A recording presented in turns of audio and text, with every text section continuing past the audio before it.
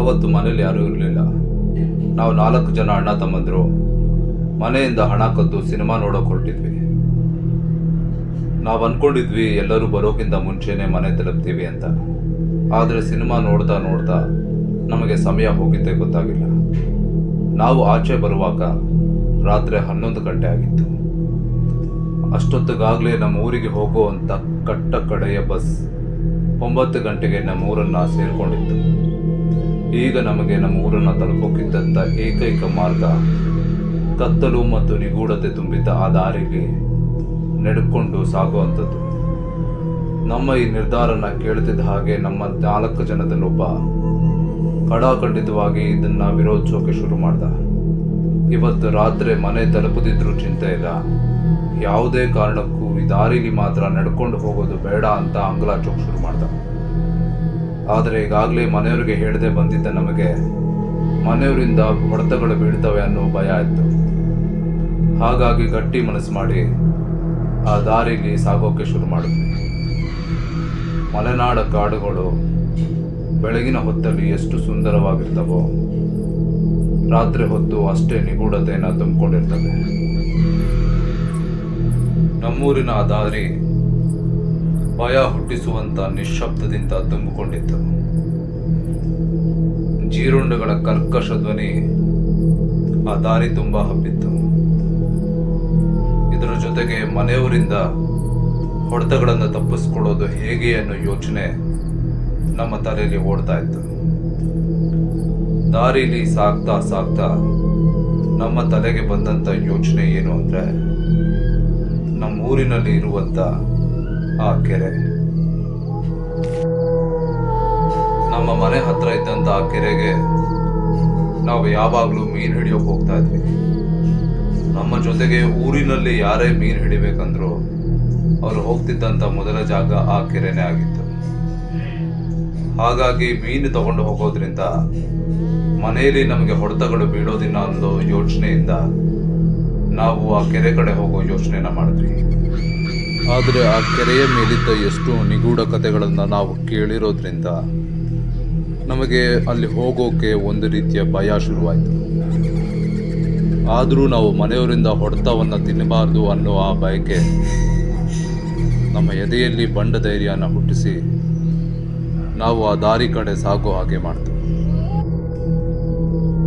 ನಾವು ಹೆಜ್ಜೆ ಹಾಕ್ತಾ ಹಾಕ್ತಾ ಇನ್ನೇನು ಕೆರೆ ಬಂದೇ ಬಿಡ್ತು, ನಮಗೆ ಮೀನು ಸಿಗ್ತವೆ, ಅದನ್ನು ಮನೆಗೆ ತಗೊಂಡೋಗಿ ಕೊಡ್ತೀವಿ, ಅದರಿಂದ ನಮಗೆ ಯಾವುದೇ ಏಟುಗಳು ಬೀಳಲ್ಲ, ಇನ್ನೇನು ಚಿಂತೆ ಇಲ್ಲ ಬಿಡು ಅಂದ್ಕೊಂಡು ಆ ದಾರಿಲಿ ಮುಂದುವರಿತಾ ಇದ್ವಿ. ನಾವು ಕೆರೆಗೆ ಹತ್ತಿರವಾದಷ್ಟು ಮತ್ತು ನಿಗೂಢತೆ ಅಗೋಚರತೆಗೆ ಹತ್ತಿರವಾಗ್ತಿದ್ವಿ ಅನ್ನೋದು ನಮ್ಮ ಅರಿವಿಗೆ ಬರಲಿಲ್ಲ. ಈಗ ನಾವು ಕೆರೆಗೆ ಭಾಳ ಹತ್ತಿರವಾಗಿದ್ವಿ. ಒಂದು 200-300 ಅಡಿಯಷ್ಟು ದೂರದಲ್ಲಿ ಆ ಕೆರೆ ನಮಗೆ ಕಾಣಿಸ್ತಾ ಇತ್ತು. ಆದರೆ ಅದನ್ನು ಮೊದಲು ನೋಡಿದ ತಕ್ಷಣ ನಮಗೊಂದು ಅಚ್ಚರಿ ಕಾದಿತ್ತು. ಸರಿಯಾಗಿ ಕೆರೆಯ ದಡದ ಮೇಲೆ ನಾವು ಬರೋಕ್ಕಿಂತ ಮುಂಚೆನೇ ಯಾರೋ 4 ಜನ ಬೆಂಕಿ ಹಾಕ್ಕೊಂಡು ಅದರ ಸುತ್ತ ಕೂತ್ಕೊಂಡು ಕಾಯ್ತಾ ಇದ್ರು. ಇದನ್ನು ಮೊದಲು ನೋಡಿದ ತಕ್ಷಣ ನಮಗೆ ಬೇಸರ ಉಂಟಾಯಿತು. ಅವರು ಮೊದಲೇ ಬಂದಿದ್ದಾರೆ ಅಂದರೆ ಇನ್ನು ನಮಗೆ ಯಾವುದೇ ಮೀನನ್ನು ಉಳಿಸಿರೋಲ್ಲ ಅಂತ. ಆದರೆ ಒಂದು ಸ್ವಲ್ಪ ಹೊತ್ತಾದಮೇಲೆ ನಮ್ಮ ತಲೆಗೆ ಹೊಳಿತು, ಯಾಕೆ ನಾವು ಹಿಡಿಯೋ ತಾಪತ್ರಯಕ್ಕೆ ಹೋಗೋಕ್ಕಿಂತ ಅವ್ರ ಹತ್ರನೇ 1-2 ಮೀನನ್ನು ಕೇಳಿಕೊಂಡು ಅದನ್ನು ತಗೊಂಡು ಮನೆಗೆ ಹೋದರೆ ಇನ್ನೂ ಒಳ್ಳೇದಲ್ವಾ ಅಂತ ಅನಿಸಿ ಕೂಡಲೇ ಆ ಕೆರೆ ದಡದ ಹತ್ರ ಹೆಜ್ಜೆ ಹಾಕೋಕೆ ಶುರು ಮಾಡ್ತೀವಿ. ಕೆಲವೇ ಕ್ಷಣಗಳಲ್ಲಿ ನಾವು ಕೆರೆ ದಡನ ಮುಟ್ತೀವಿ. ಆದರೆ ಕೆರೆ ದಡಕ್ಕೆ ಹೋದ ತಕ್ಷಣವೇ ನಾವೇನು ಅಂದ್ಕೊಂಡು ಬಂದಿದ್ವೋ ಅದು ನಮಗೆ ಸುಳ್ಳಾಗಿತ್ತು.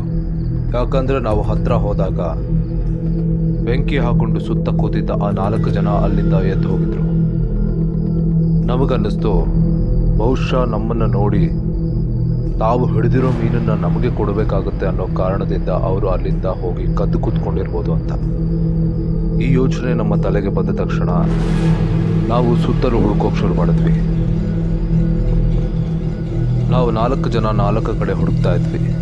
ಅದರಲ್ಲಿ ನಾನು ದಡದ ಮೇಲೆ ಹುಡುಕ್ತಾ ಇದ್ದೆ. ಕೆರೆ ಕಡೆ ನೋಡಿದೆ, ನನ್ನ ಸುತ್ತಮುತ್ತ ನೋಡಿದೆ, ಎಲ್ಲೂ ಆ 4 ಜನ ಕಾಣಿಸ್ಲಿಲ್ಲ.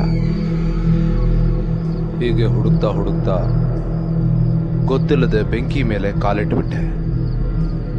ಬೆಂಕಿ ಮೇಲೆ ಕಾಲಿಟ್ನಲ್ಲ ಅಂತ ಹೆದರ್ಕೊಂಡು ಕಿರ್ಚುತ್ತಾ ನಾನು ತಿರುಗಿ ನೋಡಿದಾಗ ನನ್ನ ಎದೆ ಒಂದು ಕ್ಷಣ ನಿಂತೆ ಹೋಗಿತ್ತು. ಯಾಕಂದ್ರೆ ನಾನು ಕಾಲಿಟ್ಟಿದ್ದು ಬೇಯ್ತಾ ಇದ್ದ ಒಂದು ಹೆಣದ ಮೇಲೆ.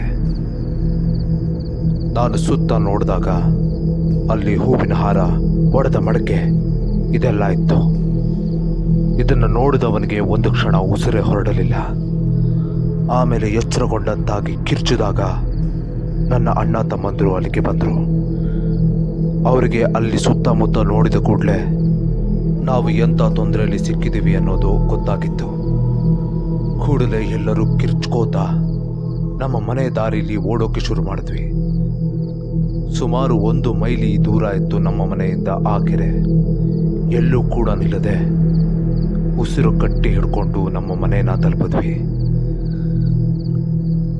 ಅಷ್ಟೊತ್ತಿಗಾಗಲೇ ನಮಗೋಸ್ಕರ ನಾವು ಎಲ್ಲಿ ಹೋದ್ವಿ ಅಂತ ಕಾಯ್ತಾ ಇದ್ದ ನಮ್ಮ ಮನೆಯವರು ನಮ್ಮ ಮುಖಾನ ನೋಡಿ ಸ್ವಲ್ಪ ಗಾಬರಿ ಆದರು. ನಾವೀಗಾಗಲೇ ಹಣ ಕದ್ದಿದ್ದು ಕೂಡ ಅವರಿಗೆ ಗೊತ್ತಿದ್ರಿಂದ ಸ್ವಲ್ಪ ಕೋಪದಲ್ಲಿ ಕೂಡ ಇದ್ರು. ಆದರೆ ಮೊದಲಿಗೆ ಯಾವುದೇ ಸಿಟ್ಟನ್ನು ತೋರಿಸದೆ ನಮಗೆ ಕೈಕಾಲು ಮುಖ ತೊಳೆದು ಊಟ ಮಾಡೋಕೆ ಹೇಳಿದ್ರು. ಊಟ ಆದ ನಂತರ ಕೋಪದಲ್ಲಿ ನಮಗೆ ಹೊಡೆಯೋಕೆ ಶುರು ಮಾಡಿದ್ರು. ನಾವು ಎಲ್ಲಿಗೆ ಹೋಗಿದ್ವಿ ಅಂತ ಕೇಳಿದ್ರು. ಆಗ ನಾವು ನಡೆದಿದ್ದನ್ನೆಲ್ಲ ಬಿಚ್ಚಿಟ್ವಿ.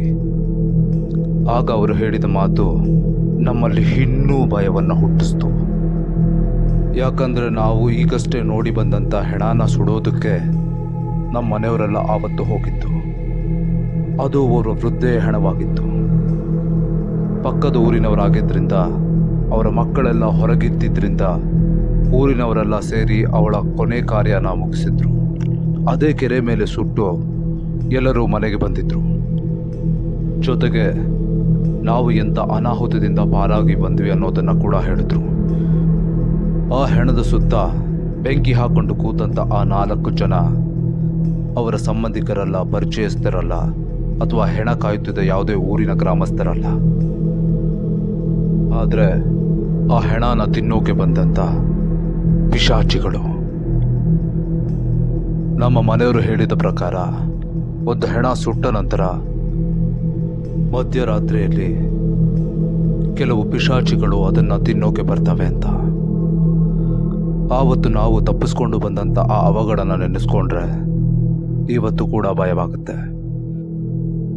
ಅದಾದ ಮೇಲೆ ಮತ್ಯಾವತ್ತೂ ರಾತ್ರಿ ಹೊತ್ತು ಆ ಕೆರೆ ಹತ್ತಿರ ನಾವು ಹೋಗಲೇ ಇಲ್ಲ. ಇದು ಭ್ರಮೆನ, ಇಲ್ಲ ಬರೀ ನಮಗಾದ ಅನುಭವನ, ಅಥವಾ ಸುಳ್ಳ? ಈ ನಿಮ್ಮೆಲ್ಲ ಪ್ರಶ್ನೆಗಳು ಕೊನೆಯಾಗೋದು ನಿಮಗೆ ಅನುಭವವಾದಾಗ.